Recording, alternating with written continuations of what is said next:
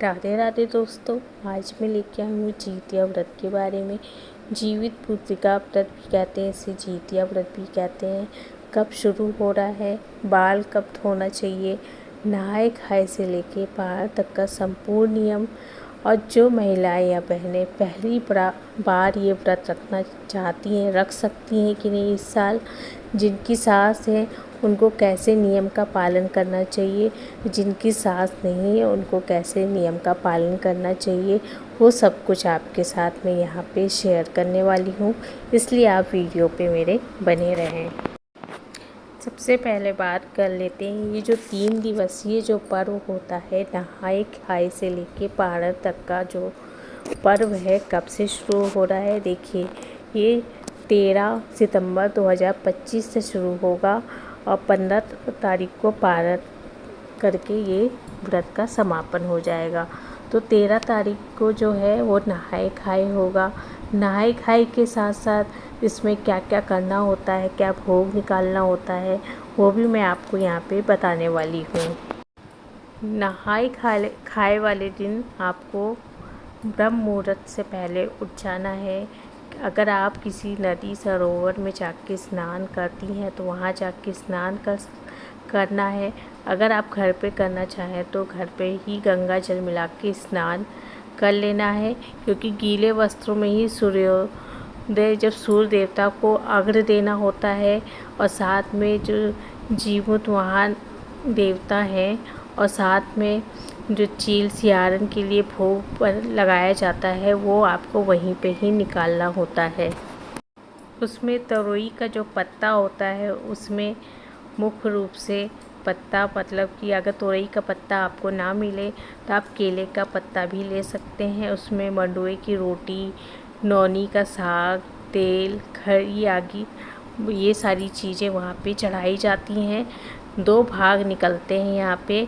अगर आपकी सास नहीं है तो आपके पितरों के लिए तीसरा भाग निकलेगा, अगर हैं तो 2 ही भाग आपको निकालना रहेगा। यही सारी चीज़ें निकाली जाती हैं और दिन में आपको यही चीज़ें खाई जाती, मतलब यही आपको एकदम सात्विक भोजन यही आपको खाना रहता है। और नहाए खाए वाले दिन ही आपको बाल धोना है। आपकी बहुत सारे लोगों के यहाँ खड़ी और तेल से बाल धोया जाता है, कहीं पे ही गंगा जल मिला के केवल स्नान कर लिया जाता है। तो आपके यहाँ जैसे नियम हो उस तरीके से आप करिए। और नहाए खाए का दिन का उपाय, मतलब पूजा कैसे करनी, वो मैंने आपको बता दिया। अब दूसरे दिन की जो पूजा होती है वो मैं बता देती हूँ। देखिए, दूसरे दिन सरगी खाई जाती है। ब्रह्म मुहूर्त से पहले उठ के जब 3 बजे के करीब आपको उठ जाना है। आपके यहाँ जो भी ब्रह्म मुहूर्त से पहले सरगी में जो खाया जाता है आप वो खाएं। अधिक से अधिक पानी पीना चाहिए, क्योंकि आपको फिर उसके बाद से निर्जला व्रत की शुरुआत कर देनी, जो 24 घंटे तक चलती है। आपको 14 तारीख के दिन सरगी कर लेनी है। फिर उसके बाद से दातून करके फिर से दोबारा स्नान करके व्रत का संकल्प लेके व्रत की शुरुआत कर लेना है। इस दिन पूरा दिन कुछ भी नहीं खाया जाता, ना पानी पिया जाता है और रात को भी नहीं कुछ खाया पिया जाता। उसके अगले दिन यानी कि 15 सितंबर को आपको व्रत का पालन करना होता है।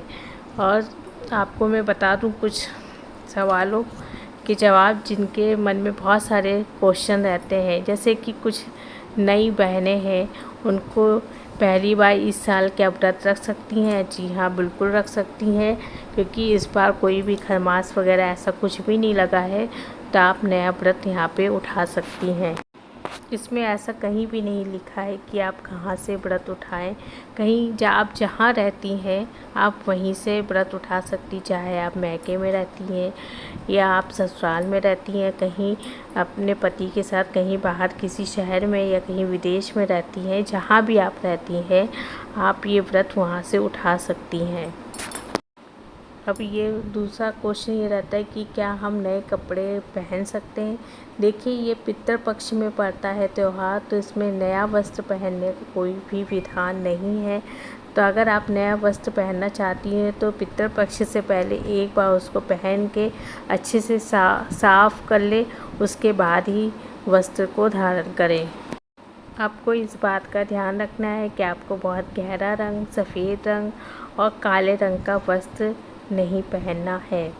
इसके अलावा आप कोई सी भी रंग की साड़ी, जो भी वस्त्र आप पहनना चाहती हैं वो पहन सकती हैं। अगर किसी भी माता या बहनों को पीरियड आ गया हो तो मन में डाउट होता है कि क्या हम व्रत कर सकते हैं, तो व्रत कैसे करेंगे। तो देखिए आप यहाँ पर मानसिक रूप से पूजा कर सकती हैं, कथा सुन सकती हैं मानसिक रूप से, क्योंकि कथा सुनने का बहुत ज़्यादा महत्व होता है इसमें।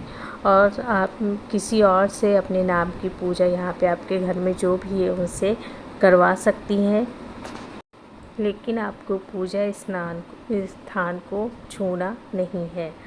अब ये बात कर लेते हैं कि जो जीतिया होती है, चाहे सोने की हो या चांदी की हो या धागे की हो, कहाँ से लेना चाहिए, मैके से या ससुराल से। तो देखिए ये नियम तो ससुराल का होता है। वंश बढ़ाने के लिए सास जीतिया बना के देती हैं। अगर आपकी सास नहीं है तो आप खुद से भी जीतिया बनवा सकती हैं, चाहे वो सोने की हो, चांदी की हो या धागे की। लेकिन धागे की जो जीतिया होती है उसे हर साल लेना होता है। अपने सामर्थ्य के अनुसार सोने चांदी की जीतिया बनवा सकती हैं, लेकिन जो सोने चांदी की आप जीतिया बनवा रही हैं तो जो जीतियों का जो धागा है उसे हर साल नया मतलब कि नया बनवाया जाता है, नया बदलवाया जाता है, क्योंकि आप हर साल नया जीतिया नहीं खरीदा जाता है सोने चांदी की, लेकिन आप उसका धागा हर साल नया बदलवा सकती हैं। जीतिया व्रत में पारण का जो शुभ समय है वो मैं आपके साथ शेयर कर लेती हूँ।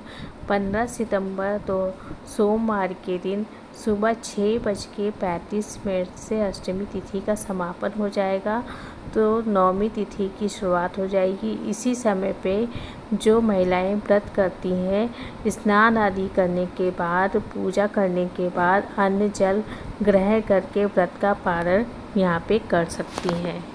दोस्तों ये है जीतिया व्रत के बारे में संपूर्ण जानकारी।